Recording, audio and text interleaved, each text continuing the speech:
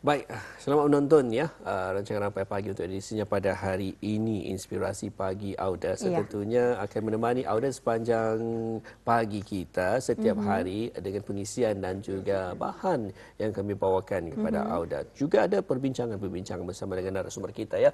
Untuk hari ini saja, pagi ini bersama dengan narasumber kita menyentuh mengenai dengan segmen pembangunan masyarakat. Dan kita sapa saja yang sudah pun bersedia di sebelah kiri saya, Puan Dayangku Khairah Wadhiyah binti Pengiran Haji Zainuddin. Assalamualaikum. Waalaikumsalam Puan, Waalaikumsalam Tuan. Selamat pagi. Selamat pagi. Alhamdulillah. Apa khabar Puan? Alhamdulillah juga. Sehat? Hari ini pun okeylah cuaca. Cuaca pun cerah. Cerah hari ini. Cerah cuaca, cerah juga dengan keadaan diri. Betul. Alhamdulillah.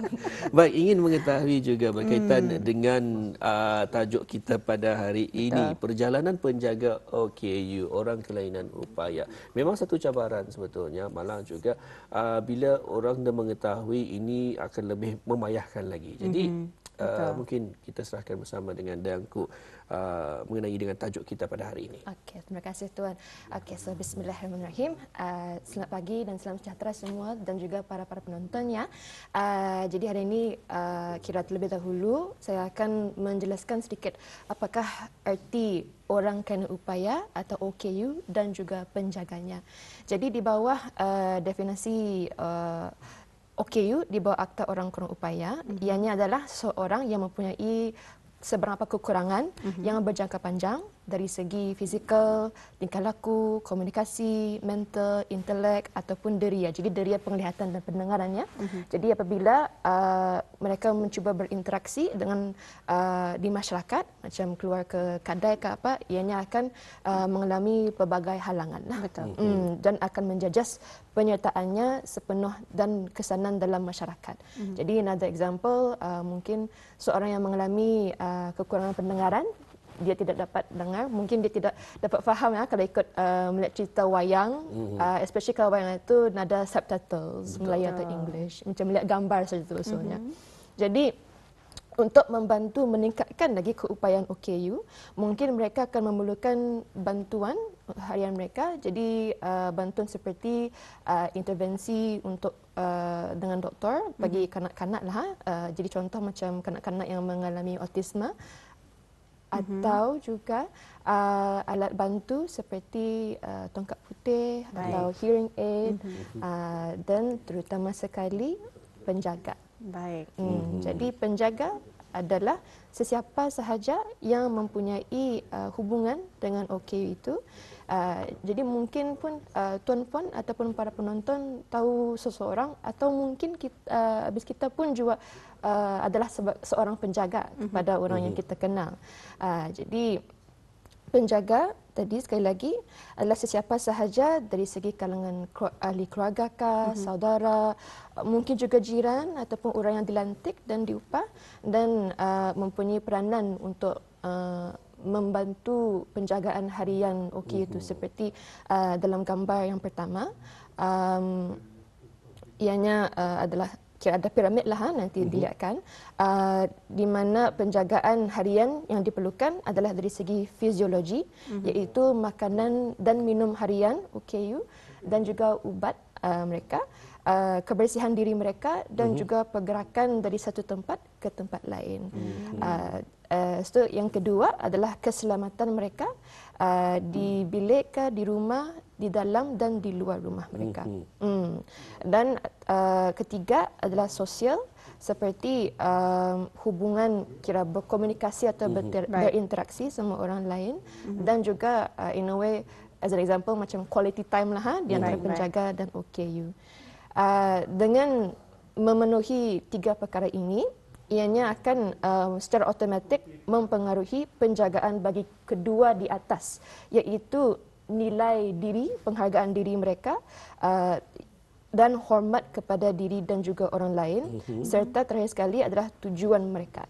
Kira apakah keupayaan aku di masyarakat ini, apakah yang aku boleh mengkontribut balik semula, dan kira mengeksplorasi dengan kreativiti lah sama-sama. Itu antara cara untuk memperkasa mereka dengan apa yang apa yang mereka dapat kira itu menerokailah keupayaan diri mereka Ya, lah. Jadi betul, lima keperluan harian individu OKU, fisiologi, keselamatan sosial, nilai diri dan tujuan. Kalau ingin bertanya sedikit, kalau kita ni menyentuh tentang OKU ni, adakah mereka sedari lahir memang kekurangan upaya atau kelainan upaya, ataupun mungkin disebabkan oleh aksiden dan sebagainya? Adakah dikira juga? Dari segi disability lah, kira kelainan upaya, ianya boleh menjadi atau onset pada bila-bila masa sahaja di bawah kira we call it life journey lah.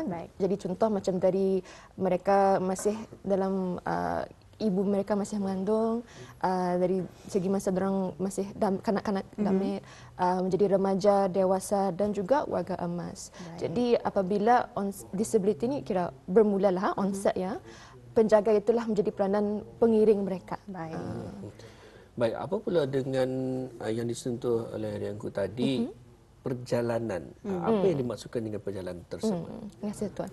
Jadi perjalanan ini adalah kira journey dorang lah, pengalaman dorang sebagai seorang penjaga di kalangan masyarakat dan juga mempunyai identiti lain. Jadi macam mungkin mereka adalah seorang ibu bapa kepada anak, atau mereka adalah mempunyai adik-beradik yang dorang menjaga juga. Mungkin mereka masih dalam pendidikan atau pekerjaan. So penjaga itu adalah salah satu identiti tambahan untuk mereka. Jadi apabila dalam perjalanan ini mereka akan mengalami macam secara berfasa lah dalam gambar kedua, iaitu ianya bermula dengan menerima diagnosis OKU dari doktor. Kira apakah situasi OKU yang kebanyakannya adalah orang tersayangan kepada mereka, dan juga penjelasan dari doktor apa saja jenis-jenis penjagaan diperlukan. Jadi yang fasa kedua adalah penjaga yang menerima, inilah identitiku juga. Kira sebagai seorang penjaga yes, kepada orang yang dijaganya lah. Baik. Dan yang ketiga adalah penyesuaian atau adaptation diri mereka sebagai seorang penjaga dan tanggungjawab mereka yang lain. Jadi di sinilah biasanya dia akan mendevelop atau meningkatkan lagi support system dorang dalam menjaga. Jadi maksud saya macam contohlah ibu bapa. Jadi mereka ada anak, tapi juga yang menjaga neneknya lah, contoh kira OKU lah, telantar.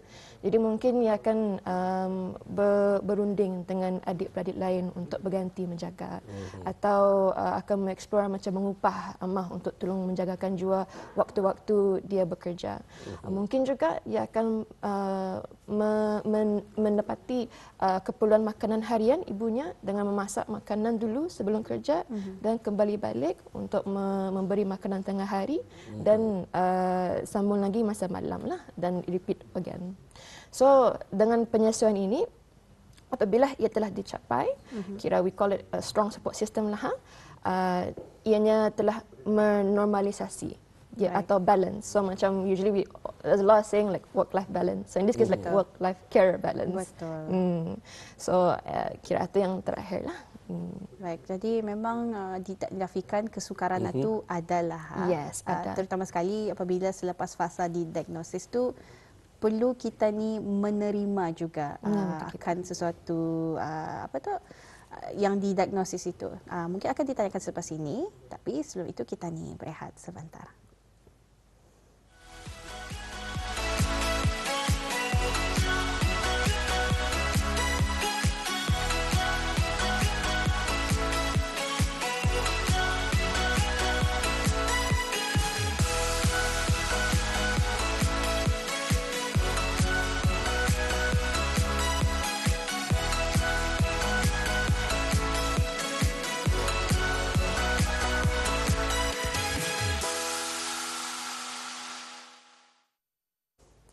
Baik, kita kembali bersama ya untuk rancangan kita segmen pembangunan masyarakat, perjalanan penjaga orang kelainan upaya. Memang satu cabaran, dan bagi mereka yang kurang memahami memang setentunya akan merasakan ia perkara yang remeh. Akan tetapi bagi mereka yang menjadi seorang penjaga ini memang satu cabaran, bukan hanya setakat bagi mereka untuk menangani emosi yang dijaga, emosi mereka juga, tapi juga emosi orang di sekeliling. Kadang-kadang orang dah memahami ada masalah tentang mereka ini. Kadang-kadang ada orang kelainan stigmanya upaya, stigmanya ya, orang kelainan upaya kadang-kadang kita boleh lihat perbezaannya secara nyata, tapi ada pula yang hanya dari segi mental mereka. Jadi inilah cabaran-cabaran bagi seorang penjaga berkenaan.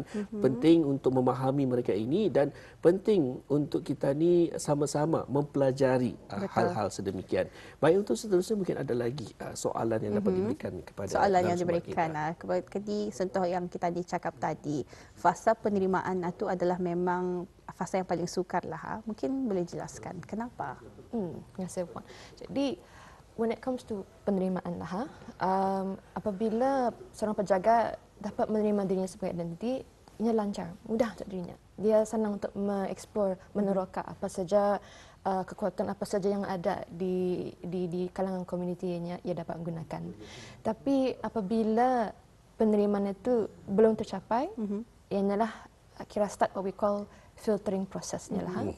Jadi sebagai contoh dalam gambar yang ketiga, seseorang boleh mengalami satu kira cycle, we call it the cycle of grief and loss. Jadi apabila dengan perkataan grief, mungkin para penonton dan tuan-puan juga memikirkan ia berkaitan dengan orang yang telah kembali ke Malamatullah ataupun telah mengalami satu kemalangan lah. Tapi betul tuan, ia boleh juga apa saja kehilangan, termasuk perubahan dalam kehidupan mereka. Mungkin mereka ada macam men-idealize lah, hidup mereka akan jadi macam ni, ada milestones. Jadi for example, bagi ibu bapa, mungkin mereka ada sudah memplan lah, anaknya akan sekolah di sini, lepas tu akan mengambil subjek ini, dan nanti kiranya mengeksplor apa saja pekerjaannya untuk dirinya. Tapi apabila mendengar lah kabar dari doktor, dia akan mempunyai sebarang disability, jadi contoh macam Down syndrome kah atau autisma, ianya boleh mengakibatkan rasa terkejut, shock. Dan terkejut ini bukannya saja macam sekali, tapi ianya boleh memanjang sampai berhari-harian atau seminggu ataupun berbulanan juga, ataupun mereka tidak dapat mengatasi. Jadi apabila seorang mengalami shock atau denial, ianya boleh mengakibatkan mereka untuk mungkin tidak dapat menerima lah situasi. Dan inilah move ke second phase, iaitu anger atau kemarahan. Jadi dalam kemarahan ini mungkin mereka akan memarahkan diri mereka ataupun orang lain. Jadi dalam proses ini, ianya bukannya kira mereka akan marah ke menjahati sahaja, tapi ianya adalah sebenarnya salah satu proses untuk mereka memfiltering rasa emosi itu. Kira kejutan dan tidak tahu apa akan cakap. Dan apabila dia lama-lama lah hold, dia explode di situlah. Tapi dalam proses ini, ia akan menuju ke fasa ketiga, iaitu bargaining. Jadi bargaining atau menawar adalah mencari makna di sebalik keadaannya. Jadi anakku, kenapakah anakku autisme? Apakah and usually the truth is it just happens as is. So itulah dia punya proses untuk menerima the reason it just happens lah. 5 peringkat untuk menerima. Penerimaan itu memang kalau kita ni bercakap memang mudah, macam endangnya tu cuma itu sudah dilahirkan begitu. Tapi bagi orang yang melaluinya, terutama sekali apa yang Puan katakan tadi, mereka sudah mempunyai satu pelan dalam kehidupan mereka selepas ini dan ini. Tiba-tiba ia dah menjadi, tiba-tiba kita mendengar fasa diagnosis tadi begini dan begini. Dari bagaimana cara mereka untuk menerimanya, memang awal-awal banyak yang menidakkan lah. Saya ingat balik masa Nisa pernah buat satu package program tentang penjagaan anak-anak autistik. Antara nasihat-nasihat yang diberikan oleh ibu bapa mereka ialah pada awalnya ia merasa sangat sedih apabila ia menidakkan akan diagnosis yang diberikan oleh para pakar itu. Tapi nasihatnya ialah untuk terima dan jangan takut untuk menerima diagnosis yang diberikan dan mesti mula dari awal lagi agar intervensi dapat diberikan, agar dapat diberikan sokongan atau topangan yang lebih baik lagi kerana mereka memang mempunyai kelainan yang berbeza-beza dengan kita ni. Betul tu kita. Satu pesanan yang memang itulah masuklah dalam jawatan ni. Betul. Itulah ya, bila sudah menyentuh oleh Dagu tadi, mencari makna dan juga bermula untuk mencari bantuan. Tapi mengapa pula selepas itu kalau dilihat ia mendapat rasa kemurungan? Jadi kira awalnya lah shock denial, kira kita bayangkan dia macam graf, dia naik and then arah climaxnya dia tahu hala tuju akan slowly menurun kepada peringkat yang stabil. Jadi proses yang menurun inilah proses kemurungan. Jadi ianya bukannya kemurungan dari rasa macam there's no point, catat tidak lah. Jadi semua like baru ada masa untuk ia memproses rasa kesedihannya itu sebenarnya. And then dan juga dalam conversation lah dalam dirinya memfiltering dia punya thoughts sama kira emosinya yang rasa sedih, ada juga kira kesayangan kepada OKU-nya dan juga dari situlah macam bermula kira it will hurt but I will try it for you. Jadi memang mustahil untuk mereka terus-teruskan menerima macam pada waktu mereka menerima diagnosis itu akan bercakap baiklah ini akan kulakukan. Jadi memang manusia memerlukan masa untuk memproses segala perjalanan perubahan dalam kehidupan mereka selepas itu. Jadi bagaimana Puan untuk mengetahui perjalanan seorang penjaga OKU itu terutamanya selepas terutama ketika fasa penerimaan tu?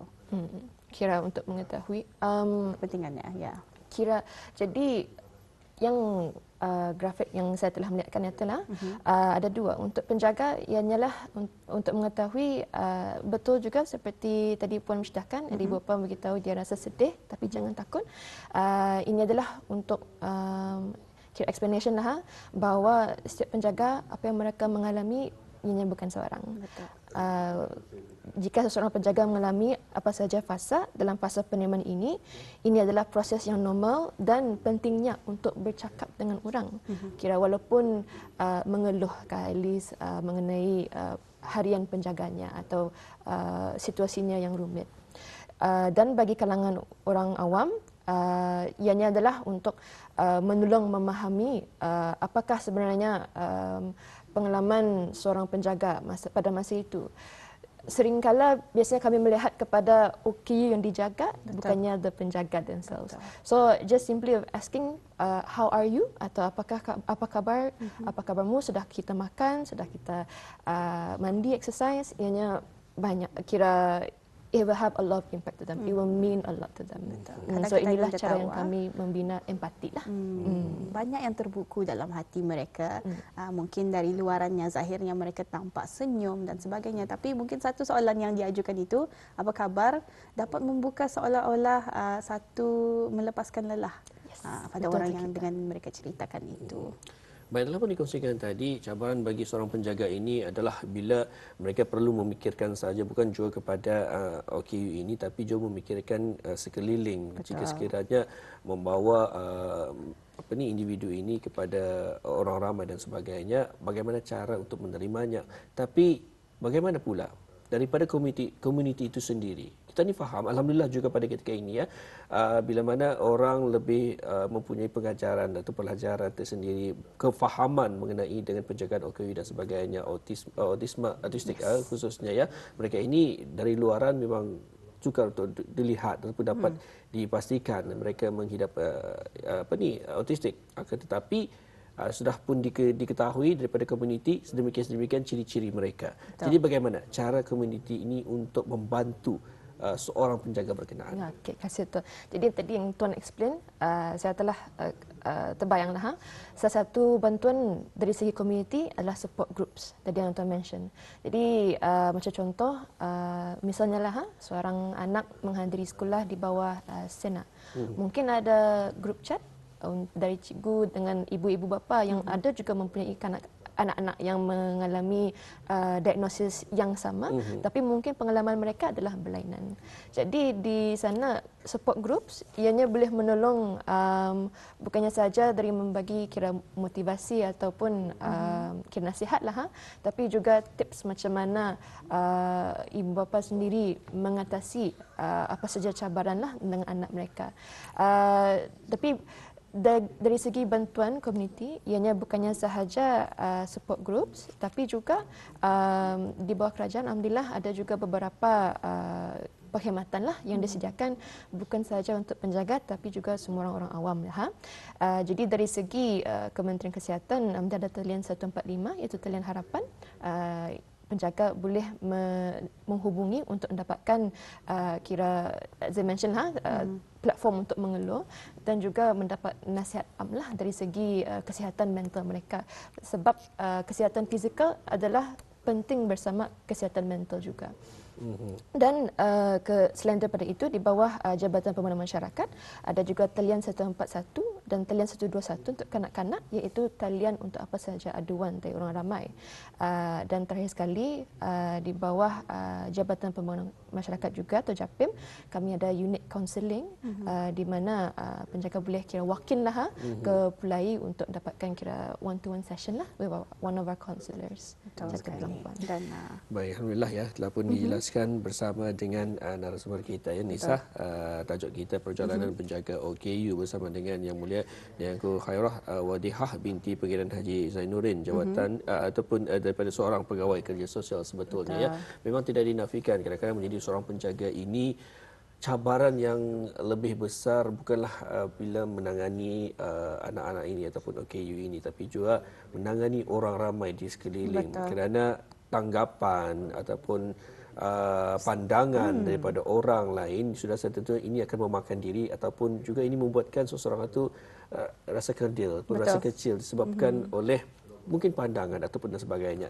Tapi alhamdulillah juga kalau dilihat ya pada ketika ini dari segi pengalaman sendiri, kadang-kadang bila ada ditangani oleh OKU ataupun mereka autistik ini khususnya ya, alhamdulillah bila mereka ini mungkin nampak kelakuan mereka autistik tersebut, tapi orang lain memahami, katanya ohnya disebabkan mereka memahami ahli keluarganya ada juanya, katanya anak buah macam mana. Jadi perasaan itu rasa terharu dan juga bila tidak rasa kesorangan lah. Betul, tidak rasa kesorangan dengan pandangan berkenaan. Jadi satu pendekatan yang cukup menarik juga sebenarnya kita sebagai masyarakat ini ya, untuk sama-sama memahami dan juga sama-sama kita ni memberikan kesedaran kepada sama-sama kita.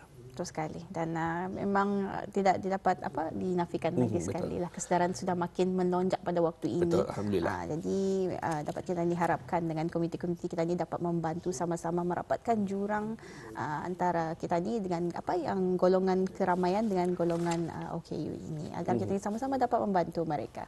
Baik, ribuan terima kasih kami ucapkan kepada Puan Dayangku Khairah Wadihah binti Pengiran Haji Zainuddin, jawatan sebagai pegawai kerja sosial, sudi hadir ke Studio Rampai Pagi pada hari ini, memberikan satu memang maklumat yang cukup menarik, saya cukup mendalam sekali. Sampai jumpa lagi. Assalamualaikum. Waalaikumsalam. Terima kasih Tuan. Terima kasih Puan.